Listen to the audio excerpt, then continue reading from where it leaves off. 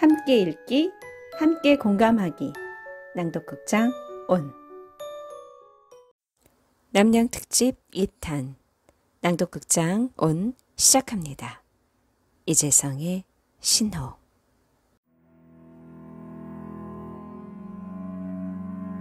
이 낭독글은 이재성님의 5분 소설 12번째 이야기에 나오는 신호입니다. 그것은 어느 순간부터 느껴지기 시작했다. 수연은 한동안 도서관 책상 앞에 앉아 전방을 주시하고 있었다. 양옆으로 세워진 책상 사이로 사람들이 지나가는 모습이 보였다. 그는 말로 설명할 수 없는 어떤 느낌을 받았다. 언뜻 보면 관련이 없어 보이는 사람들의 움직임에서 이상한 점이 보였기 때문이다. 맞은편에 서 있는 여자가 1명, 가운데 통로를 따라 지나가는 사람이 2명, 책을 정리하고 있는 사서가 1명, 그리고 어느 순간 그들이 모두 그의 왼쪽으로 고개를 돌렸다. 눈을 의심하며 다시 사람들을 지켜보았다. 어느새 맞은편에 서 있던 여자는 사라지고 3명의 무리가 서서 책을 고르고 있었다. 그리고 또 한순간 모든 사람의 고개가 왼쪽을 향했다. 그는 손가락으로 시간을 재며 다음 순간을 기다렸다. 1, 2, 3, 28, 29, 30 모두의 고개가 돌아갔다. 다시 1, 2, 3, 27, 28, 29 모두가 왼쪽을 바라봤다. 믿을 수 없었지만 실제로 눈앞에서 벌어지고 있는 일이었다. 마치 모든 사람이 자신에게 무언의 신호를 보내는 것 같았다. 그는 왼쪽을 바라봤다. 유리창 너머로 도서관의 출구가 보였다. 책을 반납한 뒤 출구를 향해 걸었다.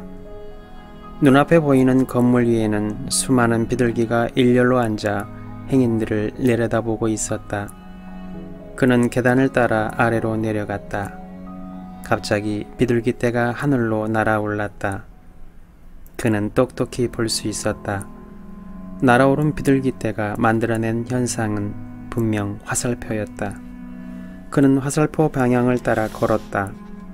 수많은 사람이 곁을 스쳐 지나갔다. 지나쳐가는 사람들의 말 속에서 한 단어가 유난히 그의 귀에 들어왔다. 오른쪽. 방금 옆을 지나간 여자에게서도 그 단어가 들려왔다. 앞에서 걷고 있는 남자의 대화 속에서도 처음에는 그냥 넘기려고 했지만 계속해서 들려오는 이 말을 더 이상 무시할 수 없을 때쯤 그는 그 자리에 서서 오른쪽을 바라봤다. 길 건너편으로 2 건물 사이에 있는 어두운 골목이 보였다. 수연은 횡단보도를 건너 골목으로 들어갔다. 곳곳에 낙서가 되어 있고 쓰레기가 잔뜩 쌓인 지저분한 골목이었다. 천천히 좌우를 살피며 걸었다. 벽에 기대어 앉아있던 노숙자가 그를 향해 손을 내밀었다. 그는 주머니를 뒤져 지폐 한 장을 건넸다. 그러자 그가 다른 쪽 손을 뻗더니 수연의 손에 무언가를 쥐어주었다.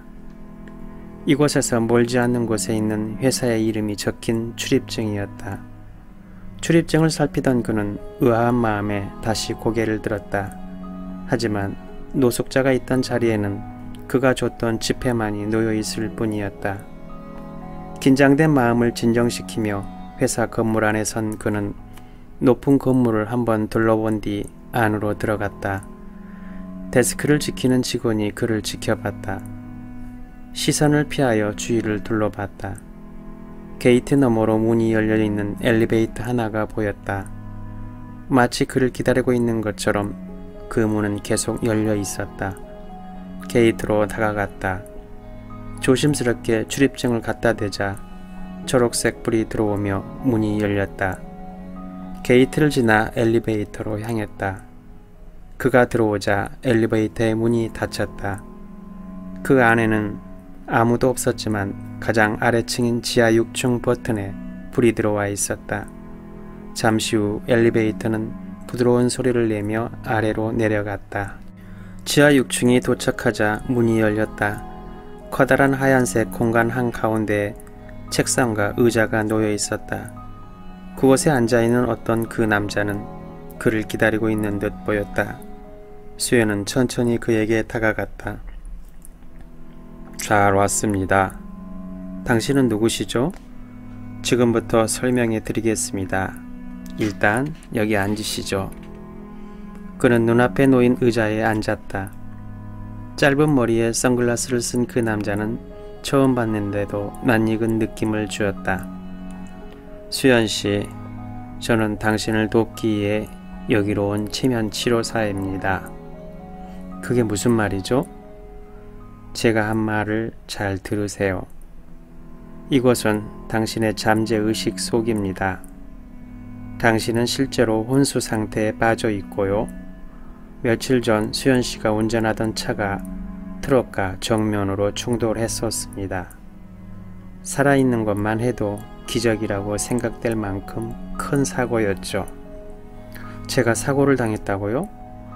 그리고 여기가 제 의식 속이라니 그럴 리가요. 당신이 그것을 인지하기는 힘들 것입니다. 그래서 제가 체면으로 당신의 의식 속으로 들어오게 된 것입니다.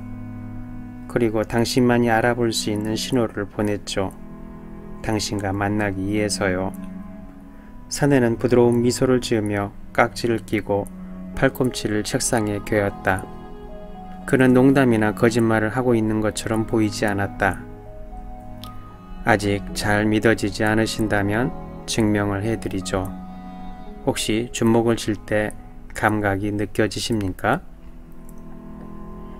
수연은 주먹을 움켜쥐며 감각을 느껴보려고 했다. 분명 손이 보이는데도 마치 그것이 존재하지 않는 것처럼 아무것도 느낄 수 없었다. 감각이 느껴지지 않는군요. 이제 제 말이 조금은 이해되셨을 것으로 생각합니다. 이걸 한번 해보시겠습니까? 손가락 끝에 정신을 집중해서 들어올린다는 상상을 해보십시오. 실제로 힘이 들어간다는 느낌이 명확히 들 때까지요. 그는 눈을 감고 손끝에 모든 의식을 집중한 뒤 머릿속으로 손가락을 들어 올리는 상상을 했다. 암흑 속에서 감각들이 제자리를 찾기 위해 발버둥 쳤다. 얼마의 시간이 지난 후 마침내 의식과 손가락이 희미하게 연결되는 것이 느껴졌다. 그는 손가락을 천천히 들어 올렸다. 눈을 감고 있어 앞은 보이지 않았지만 수연은 본인이 침대에 누워 있다는 것을 느낄 수 있었다. 멀리서 환희가 섞인 가족들의 울음소리가 들려왔다. 아직 머리가 어지러웠고 모든 것이 물에 찬 듯 갑갑하게 느껴졌다. 그의 귓가에서 누군가의 목소리가 들려왔다. 수고했습니다. 이제 점차 깨어있는 시간이 길어질 것입니다. 너무 무리는 하지 마십시오. 차분히 기다리시면 됩니다. 그리고 혹시 다시 잠재의식 속에 빠지게 된다면 기억하십시오. 신호를 따라가야 한다는 것을. 목소리의 주인공이 수연을 떠나는 것이 느껴졌다. 그의 발자국 소리는 점차 귓가에서 멀어졌다.